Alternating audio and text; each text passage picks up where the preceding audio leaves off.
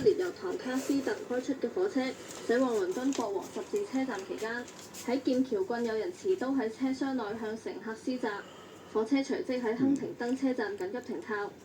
有乘客話，事發當時十分混亂，疑犯用刀刺向每個人，部分人匿喺洗手間，亦都有乘客逃離現場遭到踩踏。其中一名疑犯手揮一把大刀，然後遭警方以電槍制服。有目擊者憶述事發經過。Then heard them say, "Oh, they've got a knife. I've been stabbed." And then when looking up, so they were making their way through the carriage to get away from the incident, from the suspects. They were extremely bloody. We were ushered out of the station on the platform, and there was multiple people that had been stabbed that were taking their way down. 首相施紀賢對事件深感憂慮。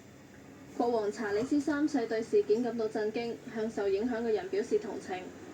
根據英國內政部數字，英格蘭同威爾斯嘅持刀罪案喺過去10年上升87%，單喺舊年就有54000幾宗相關罪案發生，係歐洲持刀罪案率最高嘅地區之一。無線電視記者陳慧珊報道。